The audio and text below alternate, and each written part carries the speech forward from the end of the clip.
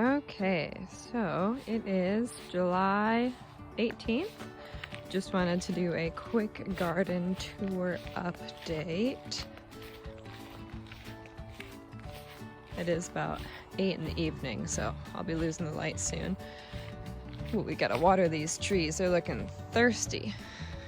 But we've got nicely developing apples. Everything looks relatively healthy. Oh, except for this one. This one's already soft, so just gonna pluck it. Ugh! Jeez Louise. Okay. Down here, we've got some pretty good looking squash. We've got sugar pie pumpkin. And when I say pretty good, it isn't the best, but for almost zero soil amendment, pretty good. Zucchini. We've got little zucchinis growing. This one needs to come off because it's not quite growing right. And the end is just gonna rot. So I'm gonna twist it right off. Let's see. I know there's a stake down here. So, oh yeah. These are the Rouge de Tam pumpkins. Butternut squash. Acorn squash, which seems to be doing a rebound there. And then the melons. And the melons were a big flop. I not only planted them out too soon, but I didn't let them get started enough to actually take. So the melons are not doing so good. And then it's the exact same reflected over here. So I think acorn squash, Rouge de Tam, zucchini, and sugar pie pumpkins. And over here, they seem to be a little bit better. Here is what looks like a little squash of some kind. Let's see what it is. It is the Gerardale. We've got a little cucumber on the way right there. Let's see if it'll focus. Actually, 2 cucumbers now that I'm looking closely. Or not cucumbers, zucchinis, pardon me. We've got one really big pumpkin tendril. We've got a little squash setting right there. And of course the barley is looking pretty great. I have no complaints about this. It's already like 6 inches to 8 inches taller than the grasses. The grasses are slumped and these aren't. And these are bearded. So next year I'll likely get beardless and plant those instead because I know that barley grows well here now. And this was the exact same soil amendment as the squash row. So the squash row is probably gonna have to either get just a dump load of manure or we'll have to move the row to over in the garden proper and just do like a big squash crop in the summer, which I wouldn't be against. I've begun thinking about redesigning my ideas for the garden. This is gonna be our beets and cabbage, and they're starting to pop up. Broad beans are coming in. Check out those beans. They're getting there. We've pulled up the red onions, yellow onions, and I've left in the white onions because those are taking a long time to swell. And they're still looking good. The scapes are just starting to come up. See, there's another one. Usually you pinch these so that the bulb gets more of the nutrients because these are essentially just a flower. The tomato hedge is looking absolutely insane. And most of them are tied up now, but some need to be restrung. We're getting tomatoes. They're starting to get red. We've picked our first 5 the other day and just gobbled them. We've got more flowers setting, small fruits, all sorts of stages. I still need to thin out this area and then string up the last portion, but all of these, this is a good example area. Most of the bottom were just stripped, and I left like 1 or 2 bits of foliage around the down low tomatoes, but I think I'll strip the foliage around the tomatoes as well, because what I want is a lot of airflow and the sun to be able to hit them. Oh, there's some back there. Looks like I've got a ripe one. Probably get that after the video. Oh, put it on the salt block. If I go around the back, I can show you one of the largest fruits that I've seen. Oh, these guys are ready to seed save. Sound like a rattlesnake. Oh my gosh, this jungle. Okay. I had to clean these out partly because the asparagus was getting a little bit crowded. They're looking good though. Nice big stalk for year one. Let's see, where is it? Oh, I think it's higher now because we strung it up. Oh, there it is. Okay. Sorry about the shaky cam, but that's one of our Cherokee purples, I believe. It looks like it's got a crack around the outside, and that's from an excess of water, or rather uneven watering on the skin, but I'm not too worried about it. It doesn't really affect the flavor. We've got seed pods for the radishes. We probably have mustard that's making seed pods as well. Yep. Oh, wait, no. Gosh, I can't tell. I can tell the flowers apart, but I'm trying to find, oh, here we go. So the mustard seeds are starting to mature, but they're nowhere near harvesting yet. They're just not dry enough. Over here, just while we're here, I've got a little bit of blue potatoes left, and I say a little, but there's probably 20 pounds in there. But I harvested the rest of the row. I think I replanted a couple as an experiment. After I harvested the potatoes, I replanted the plants. But I harvested all of the Chieftain row today. Check out my Instagram to see how many pounds of Chieftain red potatoes I got. This section right over here was just potatoes that I had left in the house that were going to seed, so I'd already harvested those. So from here over was the harvest that I did. Ooh, I'm glad I went on this side because our Three Sisters area is doing really well. This is the Sugar Ready squash. It seems to be really happy here. I mean, the Three Sisters method is popular for a reason, and it was, of course, traditional. There's a mushroom. Oh, sorry. There it is. It's the best I can get. And I've got a couple more squash coming along down there. Our corn is looking really happy. It is about as tall as me. Some are a little taller, some are a little shorter. And then the beans are doing well. I haven't seen any bean, or rather I did just today find the first bean blossom. And that is, let me see. Right here. Tiny, tiny, looks like orchids. Oh, there's an ant in there. Ooh, big healthy leaves on these bean plants. These are pole beans, so they can grow probably endlessly, to be honest. I need to check when I planted these russets and see how many days they've been in the ground, because they might be ready as well. I'd love to get a second cropping and just have an excess of potatoes to be able to use. Curries, mashed potatoes, sides, roasted, twice baked, all the good stuff.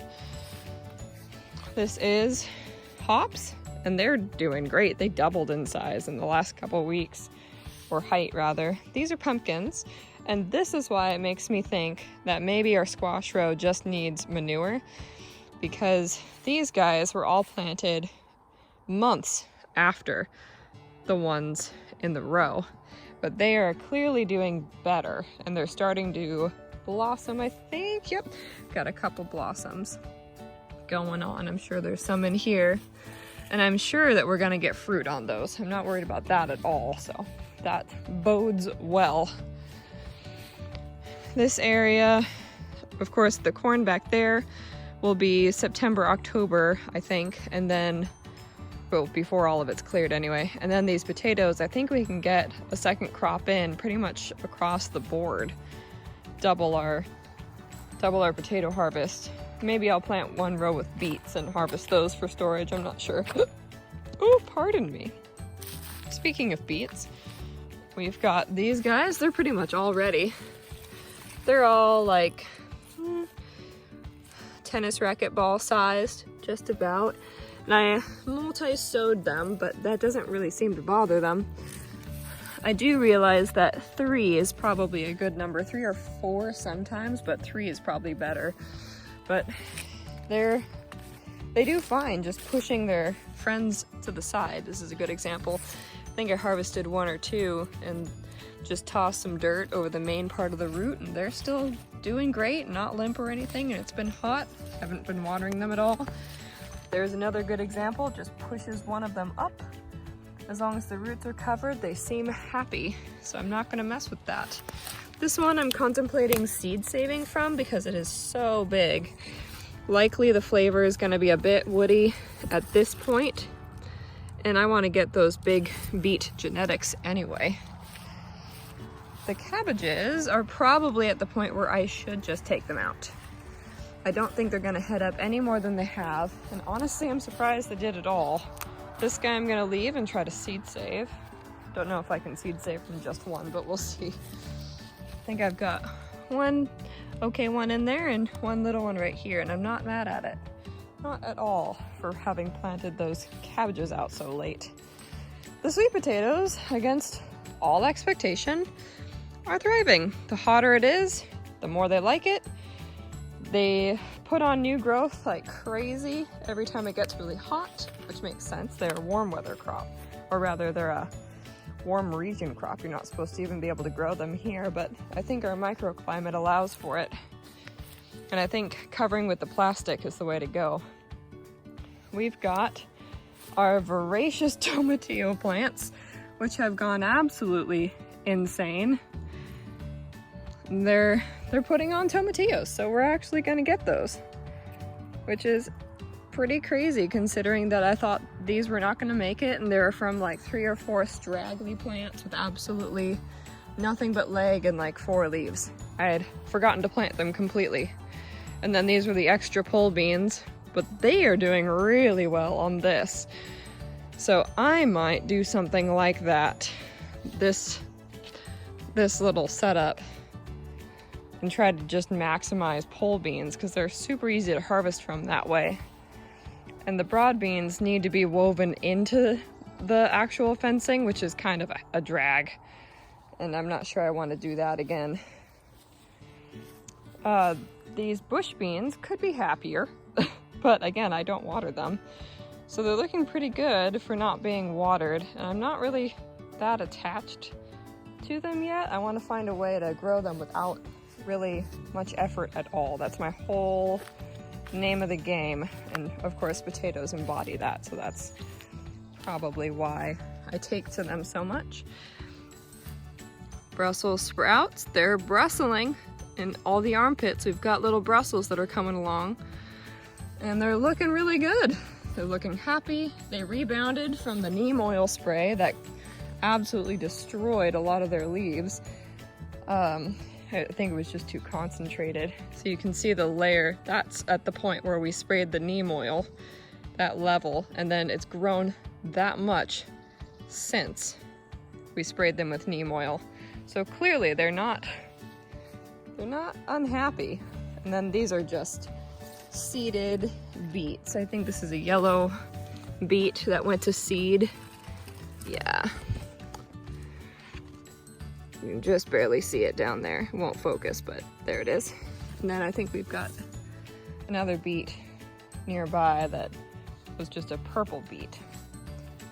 And that's seeded as well. This is all chard that went to seed, and the leaves are still good to eat. They're good to put in soups, as is. This is tomato discard. I need to clear that up. But this is where the spinach was, and there's spinach that's gone to seed. Ooh. Okay, we're getting to the point where I could probably start to think about harvesting the spinach. Maybe not. This is Kale de Nero Toscana variety, and I had a leaf, and it is great. It is relatively sweet, even with the summer heat, so I'm pretty pleased about that. In fact, I might do another round of that It might be a second half of summer, early part of winter crop, just because they are cold hardy. And I want greens to be fairly established by the time it gets cold, but I don't want bitter greens. Looks like we've got mildew problem here, which I'm not surprised about because I've left the kale. The kale has seeded. It got really hot and all of my red Russian kale took flight, but I still take leaves occasionally, and leaves are bitter, but it tastes like kale and it's got nutrients, so I'm not deeply upset. Same with the mustard greens over there. But I think what I'll be doing is 2 crops, one that overwinters and one, or rather not 2 crops, but I'll plant my greens in August maybe, or September every year, and I'll try to winter them all over, and then they'll probably be spent by the time it gets hot, like June, and then I'll maybe plant the starts out. In the onion bed, I've already got my onions started for next year. Yeah, I'll be planting them out fairly soon, within a month or so. Here we go. Because what I want is for them to overwinter. Yeah, they're getting up there. And these guys as well. Jess is starting me some comfrey, which I'm really excited about. High protein content, really good nutritive content. Makes an excellent fermented fertilizer. You just dump it in some water and let it sit forever until everyone hates you, and then it's perfect. And then the chickens like comfrey as well, chickens and ducks. And since it's got such high protein, it's pretty good for them. These are our cabbages, which are getting leggy. I need to put these in the ground, as well as the last bit of these seeds. And these are plants that I started because I'm not used to doing the whole second season. I have the cold, like the first season crop rhythm down, but I have no idea what the fall garden is going to look like. I don't know what that rhythm is or what to plant. Here is a grape clipping we took a couple weeks ago. Here's another one, and they're taking. This one died, but I mean, clearly, if these are all planted at the same time, I think these are rooting, which is really exciting. We've got even more tomatoes and tomatillos, and I'm not entirely sure what to do with them. Might give them away. We've got our curing red onions and our curing yellow onions that was harvested out of the onion plot. And these tomatoes were just left over from when we moved all the tomatoes out into the garden. These are the ones that Jess wanted to keep in here as security, just in case all of mine died, but I mean, they did pretty good. The grapes are pretty much the same. They're all still growing out. They're almost all trained, at least to the first wire. We've only got a couple stragglers here and one over there that need to get to the first wire. Most of them are on their way to their second wire, which is really exciting, or tied down. So this one's a good example. We've got our laterals, and then we've got the main one, and they're also gonna see a lateral pattern once it gets to the top. And right now it's got the left-hand side. We're gonna probably, I think there's a bud that has tendrils coming out right there, so it's gonna train to the right, and we're just gonna have 2 levels. But our grapes are looking really good. Let me see if I can find one with grapes. Oh, more discarded tomato. Oh, here we go. So this one has already flowered. Whoops, come here. This one's already flowered, and now grapes are happening, which is really exciting.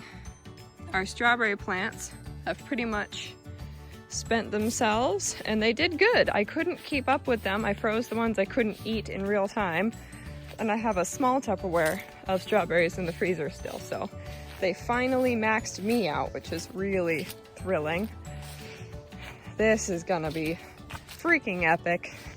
We've got blackberries that are just starting to turn. I'm gonna be seeing how much we can freeze because I just got an upright freezer. Not sure if it works yet.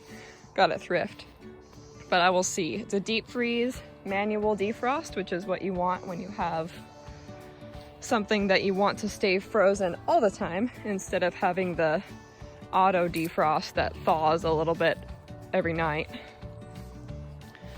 And my mother-in-law has provided me with something like 14, oh, hold on a second. I need to make a pit stop. Ha. Okay, there we go. Oh, sorry. Bear with me. Okay. But a bunch of these raspberry canes. They went raspberry picking at a local place up in Bellingham, and they asked if they wanted canes, and Maria knew that I wanted canes, so she harvested massive clumps for me, and I separated them out. And all of them except for this pile, and this pile might spring back. Oh, one of them is doing fine. But they all seem to be rebounding. A lot of their lower foliage died, but I'm not surprised. It's been really hot and I didn't water them too much, but they'll produce next year, I believe, either that or the year after that. I'm not sure how long they'll take to get established, but it basically triples my raspberry length, which I am deeply, deeply excited about. And that, so far, is the whole garden.